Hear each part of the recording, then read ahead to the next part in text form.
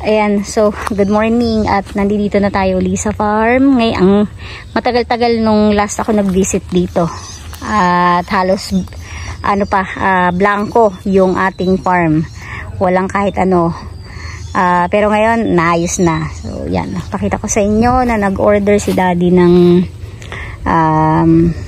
kawayan. Ito yung gagamiting balag. So naka-ready na siya. Meron kami nakuha na ng mura. At na-deliver na din dito. So yan. Hindi ko alam kung kasya to, pero sa tingin ko hindi yan kakasya. Pero dadagdagan na lang natin pa kulang syempre.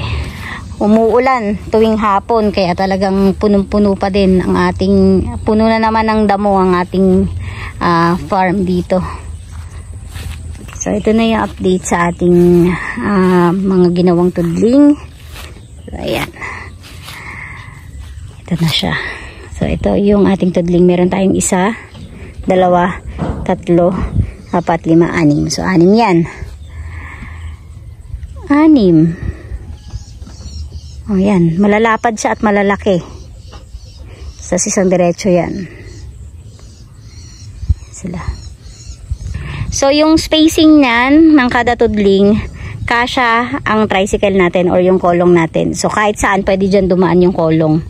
At magagamit natin siya para sa pagpitas. So pagka-harvest natin. Kasya dito yung kolong kasi nga yung traktora yung ginamit na pang tudling is kasya dyan eh. So meaning kasya din yung kolong-kolong natin. Maganda yung pagkakagawa kasi talagang umbok kung sa umbok. Yan o. Kung makikita nyo umbok kung sa umbok yan. Kaya alam natin na magiging maganda ang tubo ng halaman. Magiging maganda ang tubo ng gulay natin kasi secured yung kanilang soil sa ilalim ng mulching. Ayan, dito naman tayo sa sitaw. So ito na yung sitaw. Update naman sa sitaw natin. Nakapagsimula ng natapos na ni Daddy yung paglalagay ng mga tulos, mga kawayan, at hindi, by the way, natapos na pala muna ni Daddy magtanim ng sitaw. So, yan, naitanim na yung sitaw at tumubo na sila. Tumubo na pala sila. Ayan na sila. Syempre, Negro Star pa din yan, hindi magbabago. At so far, maganda ang tubo ng ating mga halaman, mga gulay. Wala siyang mulching, sige. Kasi kumbaga, trial or first time tong itanim dito sa lupa ni Nanay Terry. So hindi muna tayo nagmulching pero okay lang. Maganda ang lupa, maganda ang texture, maganda ang healthy ang lupa natin dito eh. So ayan. So dahil natapos na ni Daddy ilagay yung mga tulos, nagsimula na rin siya maglagay ng serga. So ayan, yan yung mga serga na tinatawag. Diyan itinatali yung mga lubid na magkakabit at magdudugtong sa bawat kawayan. So yan ang magiging pundasyon niya. Dito, tapos hindi ko alam kung magdadagdag si Daddy sa gitna, dito sa gilid yan eh, yan, sa gilid na yan, isang mahaba. Pag ano naman pahalang. So ito pahaba, nasimulan na ni Daddy yung pahaba. So susundan niya ng pahalang, dito naman pahalang naman sa susunod. So tinatapos niya yan eh. Madami-dami to. Ilang tudling yan eh. At so far mukhang tumubo naman na lahat ng sitaw. So asahan natin na talagang madami kasi parang 2 hanggang 3 kilo yata yung itinanim nila dito ng sitaw eh. Kasi nga sobrang lapad nung lupa ni Nanay Terry. So aasa tayo na talagang lalaksa tayo dyan ng harvest. So ayan, natutuwa naman ako dito sa gawa ng spacing niya. Ganda ng pagkakagawa ng mga tudling. Sobrang laki at saka sobrang lapad.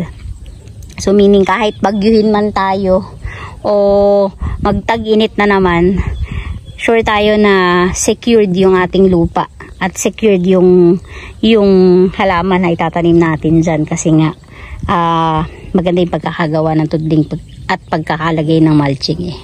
So ayan. After nito magbababad na tutuloy lang ni Daddy yung paglalagay ng mga tali. Tapos sasabayan na din niya ng pagbababad ng ampalaya. So meron kaming nabili na anim na lata ng ampalaya. Yun ang itatanim natin dito sa ampalayahan. At yun, ibababad muna natin siya. And then siguro by Saturday makapag-start na kami magtanim. So mabilis lang naman daw yun itanim kasi nga gawa ng spacing niya. So parang yung spacing niya kasi parang ito, let's say yung ganyan, simula dito hanggang doon sa lupa na yan. So parang 2 puno lang yata ang itatanim dyan. So 2 buto lang ang ilalagay dyan. Hindi siya kagaya ng ano, grabe naman tong kambing na to. Hindi siya kagaya ng sitaw na masinsin yung pagkakalagay. So yun, dala-dalawa lang. Wala, grabe, umiyak. Ay, Diyos ko, in-injectionan kasi. In-injectionan, pampurga. Grabe naman kung umiyak. Umiyak naman ang todo yun, grabe naman. Matibay talaga ang talong, umulan. So nabuhay na naman siya. Siguro ang gagawin na lang namin dito, i-grass cutter. Mag-grass cutter na lang dito para luminis. So ayan po. Ayan po ang update at silipin nga natin kung anong ginagawa ni Daddy dito.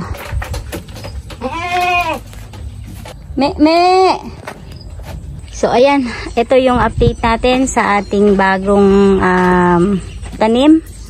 So sa Sabado mag-update kuli kami sa inyo.